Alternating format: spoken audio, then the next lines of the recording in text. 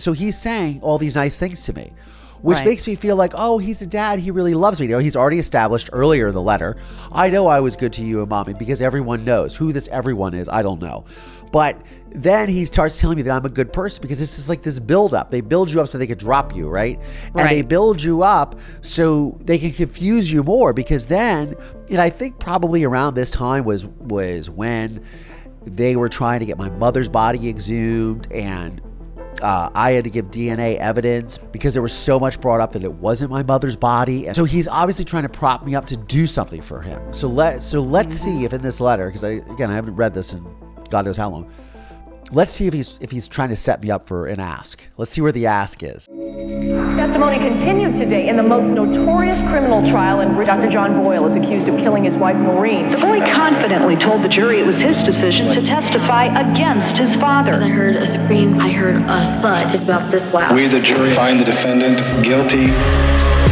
I decided at an early age that our trauma should not be what defines us. It's what we choose to do with it that does. I'm here to share my unique perspective on true crime, mental health, society, and popular culture, and always with a slight sense of humor. I'm Collier Landry, and welcome to my show. Mover Nation, what's going on? What's going on? So, I have today a special episode. This is my father's letter from prison asking me to help him get out of, quote, this nightmare. Now, I'm doing this as a special episode. This was done a couple of years ago when I first started my channel. My co-host Brenda, the podcast was called Moving Past Murder, but so many of you have reached out to me about this episode and really loved it. So I wanted to do a revamp of it with my new intro and tell you guys a little bit about it. So as my father's parole is coming up, all of these letters are sort of coming to the surface as I create more content for you guys. So this episode, I thought, really shows a lot of things that you don't get to see in the mind of a psychopath or a narcissist. And look, I'm not diagnosing anyone. As I always say on the channel, I am not a lawyer, I am not a psychologist, and I'm not in law enforcement. I'm just a guy who's been through a lot of shit. But the fact is that this has been my life, and I want to share it with you guys so you guys can learn about the minds of a criminal, right? So please, I hope you enjoy this episode. Mover Nation, so my episode of A Plan to Kill on Oxygen True Crime comes out tomorrow, December 15th at 7 p.m. Eastern Time. I'm inviting you guys to check it out. Also, I'm going to be doing a live stream after the episode with my live reactions. You can catch that on my membership channel, on Patreon, or on YouTube. Mover Nation, I hope you guys enjoy the episode. So on that note, I'm Collier Landry. Let's get into it. So back by popular demand, Brenda. Yes. We have letters from my father, because Letters everybody loves them. From your father. Diary of a Sociopath, part 3. Or, I mean, we'll stop doing parts because why do parts? It doesn't matter. So here I have a bundle of letters. This one, okay, so you know what? I could go by the dates on these. I don't even need to see the date because I could see like how much like a U.S. stamp was. Oh, wow. It says 25 cents, and I'm like, yeah, that was a while ago. That was a while but this ago. one have this envelope has bunnies on it. If everyone can see, yeah, this has bunnies. So maybe this was an Easter sort of thing, and this was addressed to Collier L. Boyle. So that means that you were young. yeah, this was an early one. This was an early one. Trip back in the day. There's lots of 29-cent stamp ones. What are stamps now? I don't even know. Oh my gosh. Stamps Never are 55 cents? But I think Really? so. I don't know anybody buys stamps. So anyways, yes, so we have these lovely bunny labels on here, and then I'm going to need my glasses. This is really hard to read. It's very faint. So this was when he was at Warren Correctional Institution, which is in Lebanon, no longer Ohio. there? No, he hasn't been there forever. So I want to say Warren, because there's Warren Correctional Institution in Warren, Ohio, and then there's Warren Correctional Warsi, which is in Lebanon, Ohio, and that's where he was, which is down by like outside Cincinnati, I think. So let's see what this is. Oh, nothing. There's no letter in here. It's just the envelope. NCAA, just in time for March Madness, everybody. Here is an NCAA Final Four bracket of my father's picks, which are highlighted in like pink. So he sent you his pick picks. there. Yeah, he sent me his NAACP or NCAA picks for the Final Four. So this is 1991 NCAA Division I Men's Basketball Championship. So let's go with this one. Okay. Out of the envelope. This is dated Sunday morning, 6th of November, 1994. This is like a book, though. See, this is the thing. He would send these letters, and he would type them, and they were like... Yeah. It was like a book. So this is Sunday morning, 6th of November, 1994. Dear son Collier, well, as anticipated, I received your last letter last night and was very thrilled to hear from you and to receive your photos. You are a very handsome young man and photograph very well. I am proud of your composure. Your mother would be very proud of you. Your mother would be very proud of you! Exclamation point. So-and-so, I won't mention this name. This is obviously somebody I think I went to high school, like homecoming or something with. Okay. So blank female individual seems like a very nice girl, and I am glad that you have a decent female friend in your life, so to speak. You will have years, perhaps a lifetime, of meeting and making new acquaintances, and that includes female friends, but I am glad there is someone that you can socialize with. I approve of her from her photo, although I do not know her personally or her family. I am certain that George and Susan keep an accurate eye on that! Exclamation point. There's so much to unpack in just the first sentence, right? Yes. Just the first paragraph, there's so much. Yes. Your mother would be so proud of you if he hadn't killed her. Sure. There's that. But then there's the female. See, I really am trying to read this out without glasses. This is how tired I am. But this is. So for those of you that don't know or they're just tuning in. So my father was a womanizer. Like a legit womanizer. Multiple affairs, multiple girlfriends. Obviously, the last girlfriend he had, he impregnated. I have a half sister who was born 12 days before my father was arrested. So just the fact that he's sitting here saying, I mean, aside from the fact that he says your mother would be very proud of you, exclamation point. Right. But you will have years, and then he puts in parentheses, perhaps a lifetime. Huh. Perhaps a lifetime? Perhaps. So of meeting and making new acquaintances, and that includes female friends. But I am glad there is someone that you can socialize with. Huh. So is it? So when he says perhaps a lifetime, so what if I got married during that lifetime?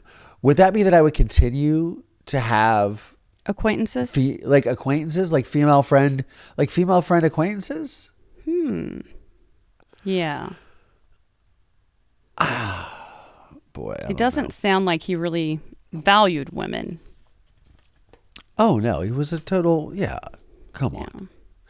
I will try to answer some of your questions in your letter as best I can from the font of experience that I have within myself. You will get straight answers from me, which I think are better for you to deal with. You will get straight answers from me, which I feel are better to deal with. He hasn't given you straight answers yet. He has never given me straight answers. This is really, really funny. But not funny too. It's kind of dark. It's a dark, twisted sense of humor here on Moving Past Murder today. Yes. I think your schoolwork sounds fine to me in spite of the C in chemistry.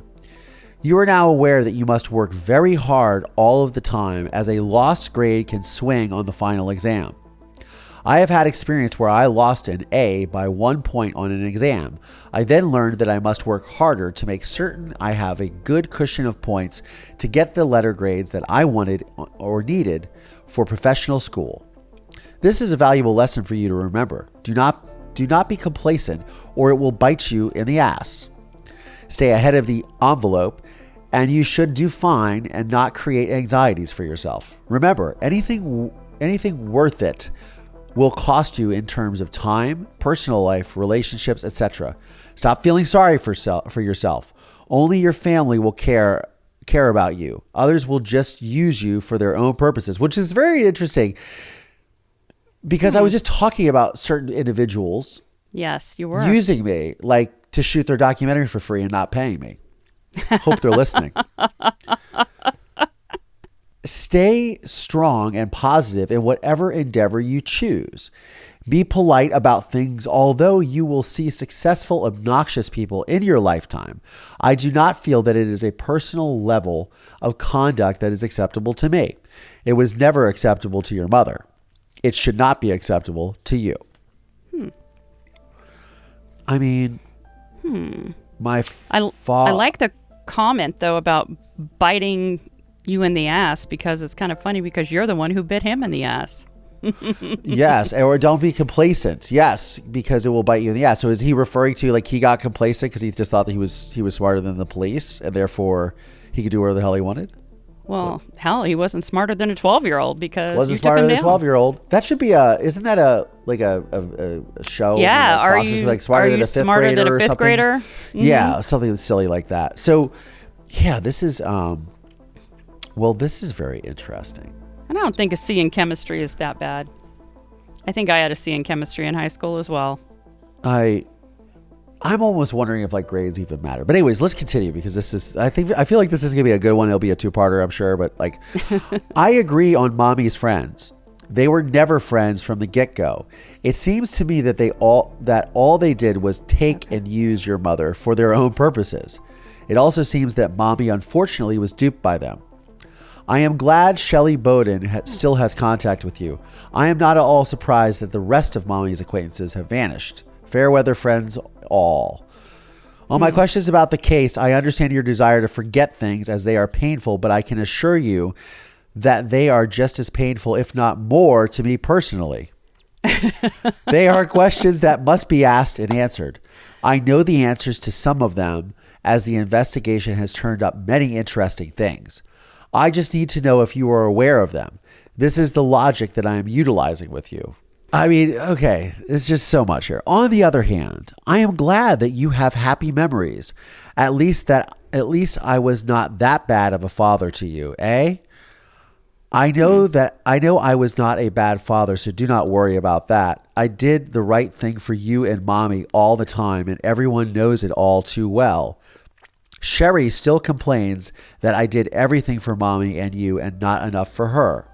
Wow. So for those of you who don't know, so Sherry was the girlfriend, the mistress that signed my mother's name on the documents to get the house where they found my mother's body. Where they buried her in the basement. Yeah. But also,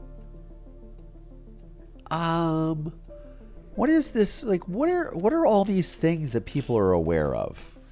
Like, that's what I want to know. The other thing that I really loved was how it was affecting him, and he was hurting so much more than everybody else. Yeah.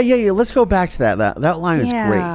That my was questions about the knee slapper. Here we go. Yeah, on my questions about the case, I understand your desire to forget things as they are painful, but I can assure you that they are just as painful, if not more, to me personally. There are questions that must be asked and answered. I know the answers to some of them, as the investigation has turned up many, many interesting things. I just need to know if you are aware of them. This is the logic that I'm utilizing with you.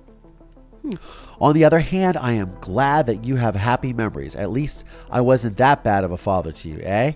I know I was not a bad father, so do not worry about that. I did the right thing for you and mommy all the time, and everyone knows it all too well. Sherry still complains that I did everything for mommy and you and not enough for her.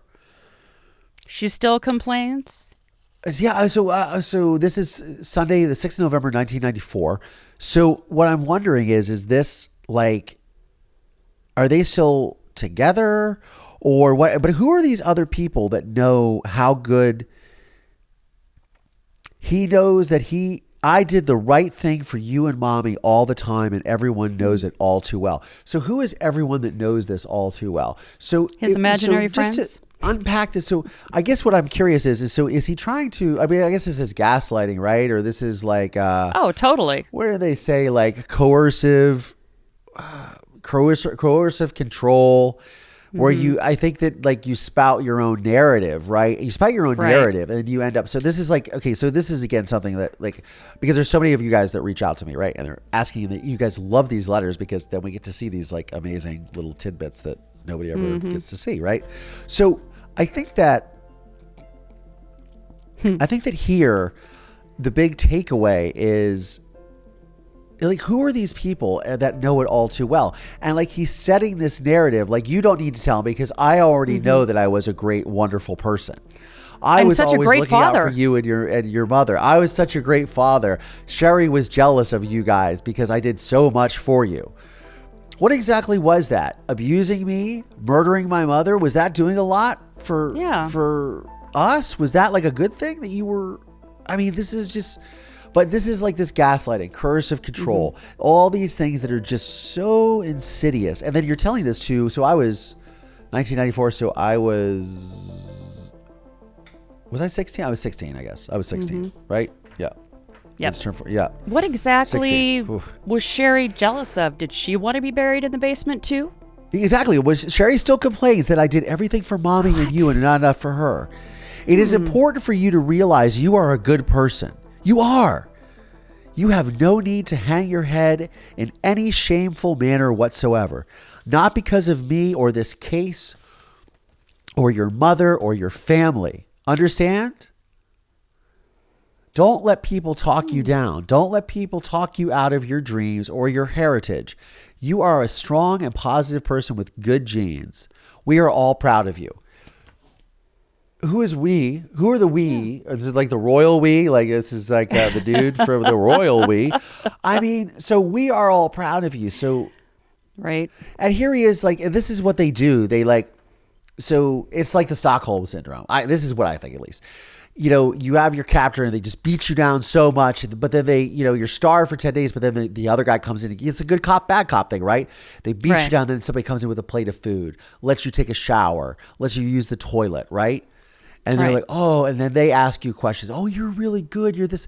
It's this manipulation that this like this this seesaw. What is it? What was it? The teeter totter you play on? Seesaw, you up and down. Ooh. Yep. Like that's what it is with your emotions. You like teeter totter with your emotions. Yep. So they're telling you one thing and you're doing another. It's fucking crazy, and it makes you crazy. That's the thing. Is because what he's doing is he's saying all these nice things to me. Which makes me feel like, oh, he's a dad. He really loves me. You know, he's already established earlier in the letter, like, I was really good to you. I know I was a good father. You don't have to say that. I know I was a good father for X amount of reasons that everyone knows. I know I was good to you and mommy because everyone knows. Who this everyone is, I don't know. But then he starts telling me that I'm a good person because this is like this build up. They build you up so they could drop you, right? And they build you up so they can confuse you more because then, and I think probably around this time was when they were trying to get my mother's body exhumed, and I had to give DNA evidence because I was curious, because there was so much brought up that it wasn't my mother's body, and that and the eye color was different, and her weight was different, and of course, me and my sort of thing. I remember my adopted father George taking me to this place in Medina, Ohio, to this like facility where I had to give blood for DNA test to see if I am matched. And I just remember all this happening. I think this is around this same time. It's got to be around the same time because it was around like this I would have been like a junior in high school. So this would have been it. So I think that, so he's obviously trying to prop me up to do something for him. So let's see if in this letter, because I haven't read this in God knows how long. Let's see if he's trying to set me up for an ask. Let's see where the ask is. Okay. Oh, yep. Here we go. I just caught a little bit of something else. Yes, I am in prison. I am not in prison for a crime I committed or had anything to do with. I am here because I allowed my attorneys to conduct a trial in the manner they did. I did not know about the law. It was a great big act for Mayer, which was the prosecutor, James J. Mayer, and Whitney, which is my father's high-powered defense lawyer. He had a couple of them, but Bob Whitney, who is still practicing to this day. Today is March 9th, 2022, and I believe he is still practicing law at like age 84. And obviously very, coherent and can practice law. It takes on like big capital murder cases and shit like that. He was representing a serial killer a few years ago when I made a murder manslaughter. He was buried in it. Yeah, I mean, he's like a legit attorney. So back to this, he says, and Mayer, so the prosecutor, Whitney, and then Henson, he's referring to Judge James Henson, who was the judge of the trial. You must recall there is no evidence against me. As Tom Adgate tells me, the playing field was not level for my trial. All had their own individual motives for riding my back to a victory, and it all seems to have centered on political advancement and money. I don't know who this Tom Adgate is. I think this might have been his I think this might have been his appellate attorney. Which, if you're trying to get a guy in a very, let's just call it what it is. Who has more of an agenda here? The prosecutor for the case, the defense attorney that defended my father, right? Who is a more than competent, very successful defense attorney, and the judge that presided on the case. Or the guy who takes the appellate case to try to get the really famous murderer whose son testified against him at trial in one of the largest cases in Ohio history out of prison. Who's the headline chaser? Who could be the ambulance chaser? Now, look, I'm not trying to this is not an admonishment of Tom Adgate and what he's doing. He obviously probably had, his reasons for taking it and whatever that is, and I'm not excoriating for him for this at all. What I am saying is that it's interesting because he's talking about people's agendas involved in this, as if it's more blame shifting, it's manipulation, it's gaslighting, it's blame the other people, it's everyone else's fault but my father's. Nothing he did was wrong, right? Of course. And here we go. It's centered on political. So just to finish the last, and it all seems to have centered on political advancement and money. Then the next paragraph. I am innocent of the crimes for which I am convicted. I killed no one. I planned nothing to cause the disappearance or death of Mommy. I don't even know if it is Mommy. Okay, so this was around this time because there was all this hoopla about her not being. So this makes sense. So she magically ended up in the basement of the house that he bought for his mistress. That was a brand new house. Magic. No one had lived there before, right? Yes. Well, no, people had lived there before, but they got out of the house. And they must have planted her, but I don't know. Oh, they planted her body. She might have been in cahoots covered with it them, up with know cement. them, and said, hey, even though when they left, she was still alive and with me. But I mean, I don't know. Oh, here we go. Doesn't it seem peculiar to you that I was never, and my medical experts, were never able to examine the evidence against me, the body? Doesn't it seem peculiar to you that in our system of government and laws that the defendant was not able to confront the evidence against him? This is the type of justice fostered by the small minds in Mansfield. So Brenda, obviously we just last week released this episode with Depp Kirkland, who was talking about his experience in the Jim Williams trial, which was the foundation for the book Midnight in the Garden of Good and Evil and the film by Clint Eastwood. And he was talking about, because he wrote that book Lawyer Games, and talking about the games that lawyers play, prosecutors, but most specifically defense attorneys, and how defense attorneys in discovery are able to manipulate evidence. And his specific example was placing photographs in out of numerical order, or out of sequential order they were shot in, and put them in a specific numerical order, which is used to confuse the jury and convince them of innocence, or convince them that there was some sort of malfeasance or shenanigans going on the crime scene where things were moved around for the purpose of photographing it. And this particular thing was a chair and a belt buckle that was directly involved with the trajectory of a bullet that was fired through the person that was killed. Right? So my father is literally suggesting that he had no time to examine the evidence. Well, it's really hard to examine a body that has been buried, and he knows this because he went to medical school. Bury this body that was decomposing for 25 days in a shallow grave. Yeah. So how did that happen? That he dug. That he dug. Yeah. Of course, like, what are you going to do? Get fingerprints off of it? Like, we know this. Yeah. And this was, again, like, one of the things I wanted to talk about in that episode with Depp, but I didn't. But it was like there was a lot of circumstantial evidence with my father because there was no physical evidence. And that's why it ended up being, now I know this as an adult, they didn't want to tell me this as a kid, why my testimony ended up being so necessary is because there was no blood, there were no fibers, but there was circumstantial evidence. You rented the jackhammer. You asked about lowering the basement floor in the house. You asked about, you bought the tarp that she was buried in. Collier saw that tarp months previous. It was kept on the porch of the home.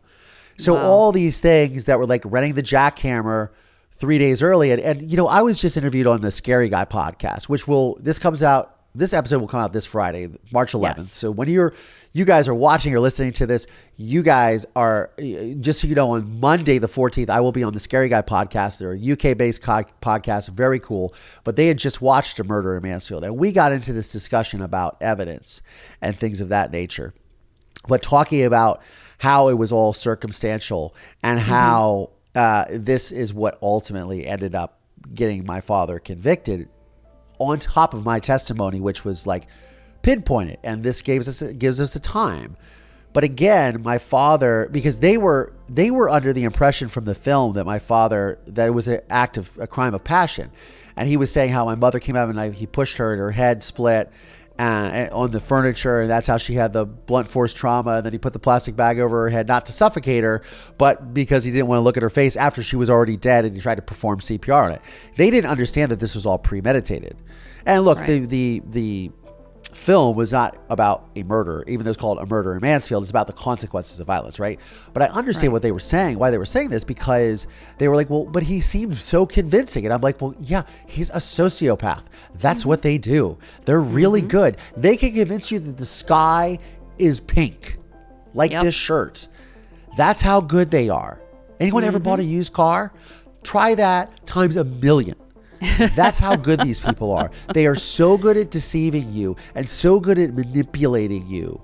So this is my father doing this to a then 16-year-old kid whose mother he murdered. So he starts with saying, first of all, like, you're a great kid. You look so handsome. I'm so proud of you. Then it goes into, I took really good care of you. Obviously you feel this way because everybody knows it. I took care of your mother. Even my girlfriend who I impregnated, who signed the document for the house where I buried your mother, she was jealous of you guys because I took such good care of you. And I am committed. And don't you agree? And you're a good person. Don't let this bring you down because I'm innocent. And then it goes into his whole thing on why he's innocent. It's all a calculated manipulation from page one. It's the setup. And why? Because like you said at the beginning of the episode, he's got a lot of time on his hands. And when you have a lot of time on your hands, what do they say? Idle time is the devil's workshop. Not to keep using all these little, quips from, whatever. But like, really, there's a reason why people say these things.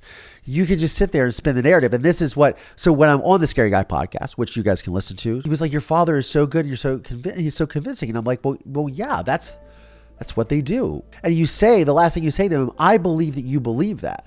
And I was like, well, yes, Gary, you have to understand that he's had almost 30 years to prepare this narrative. So if you're sitting in you could convince yourself of anything. Yeah. I could convince myself, you put me in a cage for long enough, I'll convince myself that the sky is pink and convince you of it for sure. I mean, it's a coping mechanism. Forget like the sociopathy, the narcissism, the this, that, and the other. Forget all of that. At the fundamental core of all this shit is a coping mechanism. Coping mechanism for me and a coping mechanism for him. For him to sort of come to grips with what he's done and then sell that new narrative that he wants to construct. Right. He sells it to himself so he can sell it to you. Because how can you convince somebody if you don't believe the bullshit you're shilling? Right? Very true. I don't know. That's my opinion. Let's continue, though. This is great. Okay. What you must do to prepare yourself for those who see you as a target. If someone goads you into a fight and you respond, then you may be liable for a lawsuit. They will want a piece of your money. If you have a car and someone gets injured, they can sue you or George. above the level of insurance to get your money. Please do not be so stupid to think that there are nice people in Mansfield who will not do something like that to you. Trust me, there are those in your school right now who, quote, know, and they are waiting for their shot at you. Be cautious, not paranoid, but do not be stupid or naive. Now, that's good advice in a sort of way. But right. The whole reason that all of this has happened is because you fucking murdered my mother. Right. Exactly. And it is hard not to be paranoid. And this is again, this part of manipulation where it's like, he's like, trust me, you will go through this. Because now he's pumped me up. He's then trying to convince me of a narrative that doesn't exist, which he was really good to my mother and I, and was a really great father. And Sherry was jealous of it. So of course he was a great father. Then how he didn't get a fair trial, is completely innocent, then warning me that people are going to come after me. And then what does he do? He's setting himself up to be the savior for all of that. I'm your dad. I guarantee this is where this is going. I mean, it's already gone there anyways. Fantastic I'm your fatherly dad. advice. Here looking out for you. I am not saying these things to make you crazy or anxious. I want you to be alert and not fooled. I do not make the mistakes your mother and I made. Yes, I always knew I wanted to be a doctor. It was my wish even as a child when I took care of birds and animals, etc. I had to work hard to get to be a physician. I worked a full-time job as a computer operator, then a computer room supervisor at the hospital at the University of Pennsylvania while I was a full-time undergraduate student. I worked from 4 p.m. to 12:30 a.m. Monday through Friday and overtime as required. I did this while I was going to school in the daytime. I slept in the back of a car during the day when possible while waiting for classes. I did not go to the movies or football games or hardly anything else because I could not achieve my goals to be a physician if I did those other things. My parents could not pay for my education. I had to earn it the hard way. No free rides. I am not complaining to you. I want you to understand that if you want something bad enough, you will work very hard for it, as I did. Well, no shit. Well, the apple doesn't fall far from the tree on that one. That's for sure. It is that same attitude about this conviction that causes me to continue the fight for my innocence. Tom Adgate and his crew believe in me. The Akron Beacon Journal believes in me. Ted Joy believes in me. He's a reporter for the Akron Beacon Journal. There are countless others who believe in my innocence, but regardless, I must fight for my freedom. I must fight now as I did to get my education and my goals as a physician. So it's very... And how can these people believe in his innocence when the body of your mother was found in the basement of the house he bought for his mistress? But we don't get into that. Who in the world would believe that? But we don't get into that because that's not important. Yeah, of course. It's facts. It's not important. I mean, it's just, So then he goes on, you are your own man. No problems with that. That is what your mother and I would want to see. But we also want to see some guidelines about your life and career plans. They are the pitfalls that mommy and I encountered. Work hard and be cautious. Trust no one. ! I am not being cynical about trust.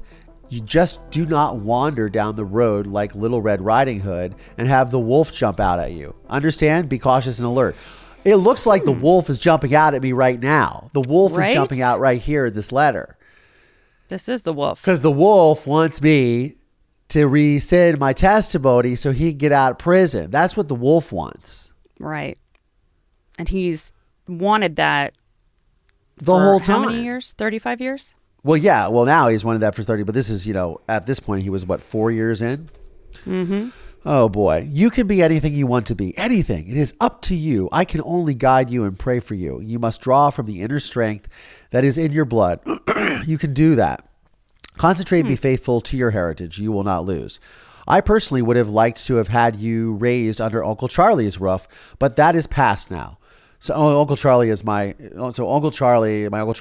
father's brother. He was best friends with my mother. And when all this happened, he abandoned me, just like the rest of my family. Just know that. Huh. Still, to this day, March 9th, 2022, doesn't talk to me. When I called him during COVID to make sure he was okay, and then I asked him, I think I was like half in the bag. I called him again like a couple of days later. It was COVID and everybody was getting wasted. And I called him and I asked him Yeah, you like, why didn't you take me in? Why weren't you in my life? Why can't you be in my life now? Why don't you ever pick up the fucking phone and call me, man? Like, what is wrong with you? I'm your godson. You said you would protect me. You never did. Right? Nothing. Still haven't heard from him. 2 years later. Every time I communicate with that man, it's always me doing something.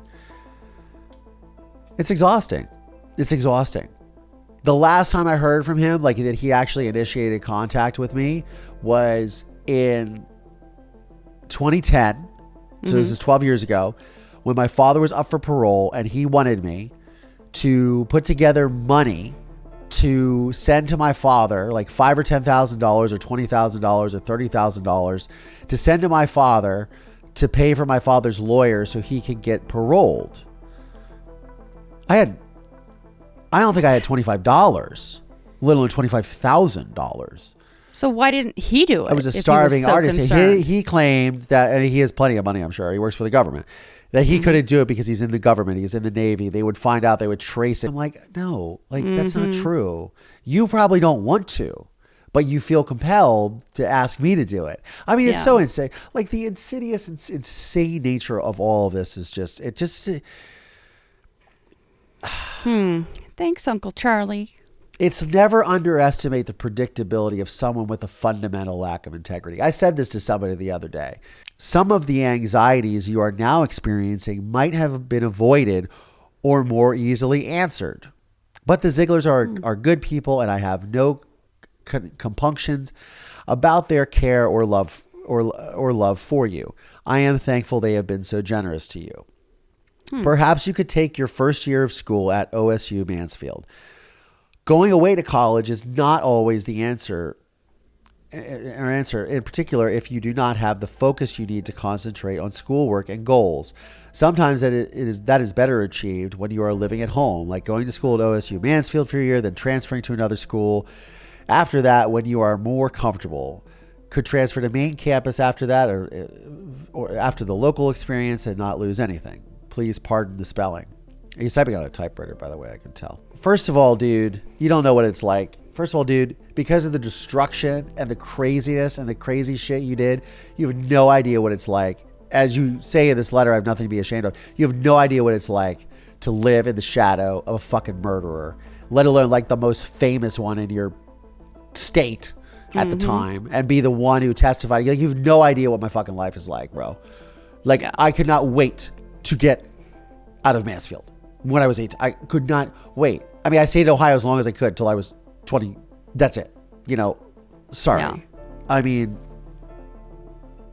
again, this is needed a fresh start. Manipulation and gaslighting. Oh, of course, yeah. But this is, again, manipulation, gaslighting, not understanding, no compassion, no empathy, because he's a sociopath, of not understanding that I'm sorry. Like, this is a great time to insert the narrative of, hey, I'm sorry that your life is so fucked because of what I did, and that you feel like you need to run away from the community that raised you, or you feel that you need to like leave the nest because you're judged, or people look at you funny, or people don't treat you well, or they don't treat you well because of the shit that I did. No, there's no accountability. There's no responsibility. Nope. There's none of it. It's absurd. It's absurd. These letters are just crazy. But I'm hoping that you guys are really gleaning some insight here, because this is typical stuff. So he says, it is more my anxieties that are trying to guide you rather than any frustrations you might have. But that's what they say, that parents try to relive their lives through their children. Guess what I want for you is to not have the same sorrows and fears that I had when I was younger, which is only natural. The same sorrows and fears. No, you just made sure that my sorrows and fears were like fucking 5 million times worse. Sorrows of not having my family, my mother, a safe place to live. Like, what if foster care is orphaned? Are you fucking kidding me? And if you guys are, I'm not angry, so I don't mean to be yelling. I'm annoyed, and I'm just very passionate about this, because this is just bullshit. It's just like when you read this stuff and you start to confront these people and you start to recognize these things for what they are, like you're like, this is what you see, and then you get really aggravated by it, and you're just like, and then you start to, when you're me right now, and you're starting, I mean, I'm sure Brenda, you feel the same way, right? You are now I'm now starting to go, like, realizing you're saying this to like a 16-year-old kid who, forget like the anxieties and stuff. Like, I'm also going through puberty and girls and driving. And I wasn't allowed to have a car at that time. And I was working and going to school and figuring out what my life was. Right. Like, there's a lot going on in my world. Yes. It's a lot. Well, it's not just my world. There's a lot that goes on in any teenager's world. Girl, boy, whatever. There's a lot going on. You're going through these changes in hormones and everything, and shit gets wacky, and that's already enough to cause enough anxiety, let alone all this other bullshit, Right. It's so insane. And it's just a very simple way of just like, oh yeah, I don't want you to do this. On my clothing, they are yours. Tell George and Susan then you call Sherry and tell her. I have already written her about this. Chrissy will keep some things, but will not be keeping my clothing. If you want the clothes, then ask. No one will bite your head off. Asks. I don't think Chrissy can wear my sweaters and ski stuff, etc. You can. Plus, you can have all the great ties that I had for so long. I want you to have the clothes. I guess. Did you ever do that? I do have his clothes. I do have some of his ties still, I think, or maybe I got rid of them. I don't know. I did. I don't know. I don't wear ties. I don't think I honestly don't think I have worn a tie in almost 20 years. Yeah, I haven't never seen you in one. Thank God. Yep. It's a costume. See, Anyways, if you had but that doesn't been matter. Like, to anyone who wears ties and suits and ties to the office, I commend you. I'm a jeans and t-shirt and cool looking Nikes guy for the most part. Yep. Call Sherry or Charlotte. Charlotte was her mother, and ask to talk to your sister Chrissy. Ask them to allow a visit for you both to get a McDonald's or pizza or something together. If you do not ask, then it is interpreted that you do not care and that you do not want contact with Chrissy. Do not allow that to happen to you. I want my children to love each other and to be with each other, not estranged from each other. But the bottom line is that you must ask and must be persistent. When you do not do this, people might interpret it as a lack of caring on your part, and I know that is not the question. That is not you. I know you are caring and feeling individual. I know that only so well. So what's interesting is I did get to see Chrissy a few times when I was younger, and we and George and Susan were my adopted parents were very, very good about this, and really tried to forge a relationship. Specifically, even when I didn't like it, I didn't want to see Sherry. They were like, "We want you to have a relationship with your sister. If we could try to make this happen," which they did. I mean, they were great about it. So nobody needed to force them to do that, Right. What is interesting is the part where he says, I don't want you guys to be estranged. Well, probably the best way for them not to be estranged is, I don't know, you could have just divorced my mother and married Sherry and had her, and then we wouldn't be estranged. You didn't have to kill my mother and put us all through this fucking circus.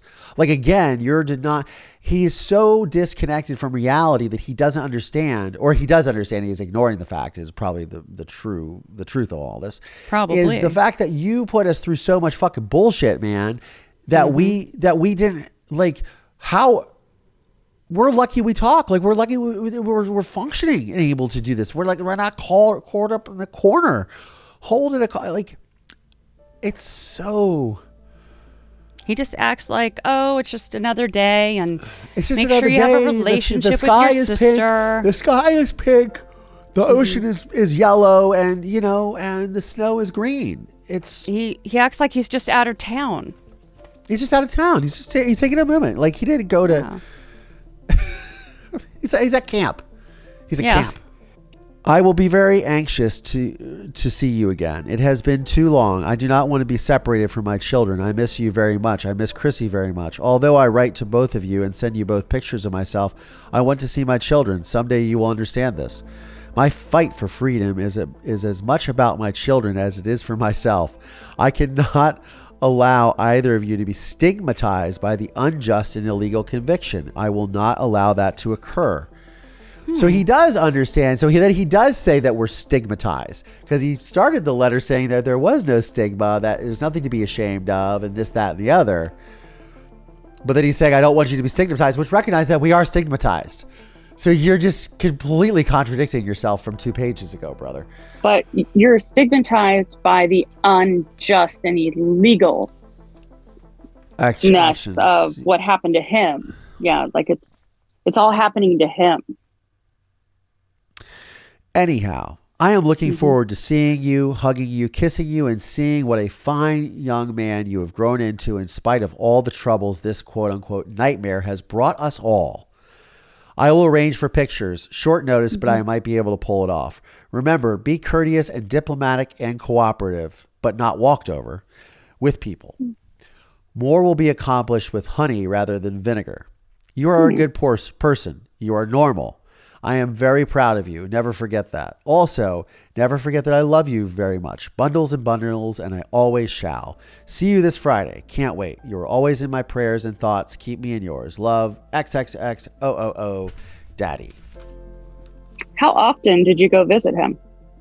Not that often when I was like a kid, really. I didn't really start visiting him until I went to Ohio University School of Music. And he was at Lucasville prison, which those of you that are from Ohio remember Lucasville. Those of you that don't probably remember Lucasville because that was the prison that the inmates took over, and President Bill Clinton had to send in like the National Guard and all this. And was it? Yeah, because Bush was out of office. Bush Sr. was out of office. So yeah, it was a whole thing. The prisoners took over. It was really a unique experience and terrifying for the prison guards because I don't know if a lot of, obviously, those of you that watch this, you guys aren't going to know anything about prison. At least I hope not. But like in prison, there will be 2,000 or let's say 3,000 inmates in a prison, which is, there's more than that. But let's just say there's 3,000. There's usually like one prison guard per like 50 or 60 or 45 or something.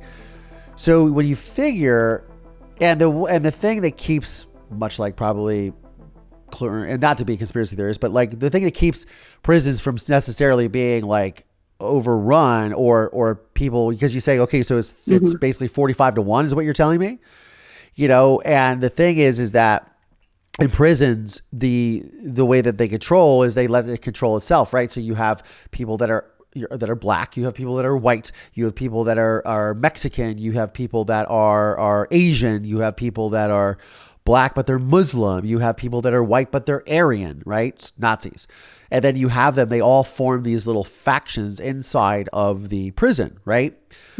But what happened specifically with Lucasville is the Muslims and the blacks partnered together, and the whites and the Aryans partnered together, and they came together and they said, look around, bro. Like there's 45 of us to one of them. We can take this motherfucker over. And they did for like 11 days or 12 days. Wow. And when I went to visit him when he was in Lucasville, that was one of the scariest prisons I've ever been in. Because I remember like going in and there was this long, scary corridor that you had to go through to get in. It was like really creepy. It was like you were going into a bunker. It was and knowing when it just happened there at the time, because it happened, I think, in 1993, maybe it was 94, but it was pretty scary. But yeah, Lucasville. So that's when I would see him more regularly. I think it was like maybe twice a month because it was not far from where I was going to school. Gotcha. And that's when I was sort of laying the whole things. And then he and I had he had a massive falling out. He sent me this letter, which I'm sure I'll find one of these days, where he said something that I said something about my mother to my Uncle Charles, and don't talk about your mother that way. That's disrespectful. And I was like, oh, dude, you're crazy. And I was like, I can't talk to you. And I don't think I'd spoke to him for years and years. I moved out to California. I was like, no, I'm done. And you had never said anything to... Of course not. I wasn't speaking to my uncle, and I wasn't speaking to anybody. No. It just was so ridiculous. You just made that up letter was stuff? a lot to digest. Yeah, I'm sure. Obviously. That was a lot. I mean, I'm sure you could glean things too. Like for those of you that just listen to this, I'm sure you're like, well, but he said these nice things about you and he closed with this nice thing. Yes, that's, and I'll take those things. Sure. But it's all part of the manipulation and control. And you're saying this to a 16-year-old kid whose mother you murdered for 4.5 years, almost 5 years before that. Literally 5 years before that, because this is November of 1994. December 31st, 1980, like 5 years before that. You murdered 5 years ago from writing this letter. You were premeditating the murder of this guy's mother, your wife, while your girlfriend was pregnant. it's insane when you start to think about it in the context of what it really is, right? Right. But that's why I read these letters for you guys, because I want you guys to see, and I know that you guys ask for this because you're in these relationships and you're discovering that, oh my God, this shit is crazy, because it is crazy. And that's why I do this. So you guys can literally listen and say, oh my God, like what is going on? Or how do I deal with this? And hopefully my insight, you guys can learn from this, because I've already gone through all this shit. Like you guys don't need to go through this shit because I've already been it. So take my life and use it, I'm happy for it. I can take it. People do this. This is how you manipulate, you control someone. We're seeing it with the whole population right now. And over in Europe, how people are being manipulated. They don't even think a war is happening. It's insane. This is it on a very microcosmic scale. But it doesn't make it any different. It's all the same principles of control and manipulation.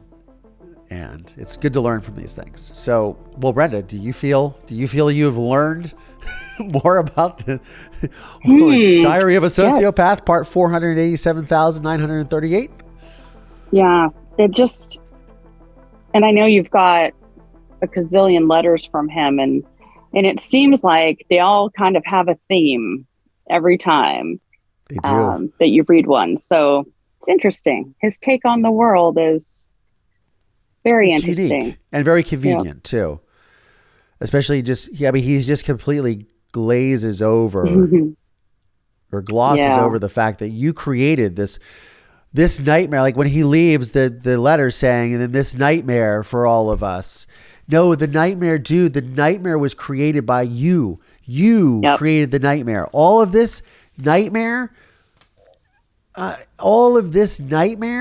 is, this whole thing. I mean, again, this is the line. I am looking forward to seeing you, hugging you in spite of all the troubles and seeing what a fine young man you've grown into in spite of all the troubles this nightmare has brought us all. Well, I'm confident to say that I did grow into a fine young man despite the nightmare that you fucking created. That's right. Mic drop on that one. I recorded this episode last night and I had a really hard time sleeping because I think that as much as I enjoy sharing this stuff with you guys, it is my life. And it's really sad to me in a lot of ways that people behave like this, especially my father, having written this to a 15-year-old child, 16-year-old child, his son, whose mother he murdered. And the things that he's relating in the letters, and he's talking about relationships with women, which he was a chronic womanizer and a horrible person. And he's giving me lessons about having these lifetime relationships and things. It's all just really weird. And that part of me was trying to reconcile with the fact that, was he trying to have this little bit? Because honestly, like at the end of the day, he is my father, and I don't want to believe that he's a horrible person, despite evidence to the contrary. But I do really want to, and look, I'm saying this for you guys because I'm sure you guys have situations like this in your lives where you're dealing with people and you are trying to make sense of it. And it's okay to be confused by it. That's really all I'm saying, because I was.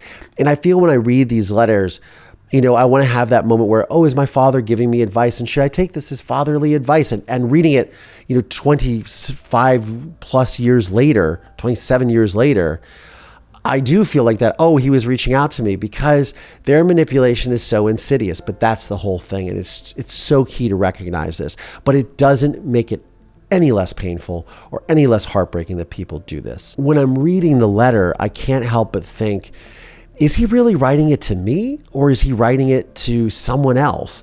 Because it feels like he's trying to take this position of like, if someone reads this, I mean, obviously we didn't know podcasting was going to happen 30 years ago, but it feels like he was writing it for a greater audience. And I'm thinking, was he thinking I was going to share that with the parole board or with attorneys to help him get out of prison?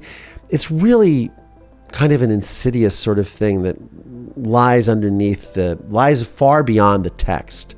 Anyways, That is what I think, but I want to hear what you guys think. How this material affects you, please like, subscribe, post in the comments, send me DMs. All of this stuff really helps me create the content that I feel benefits you guys.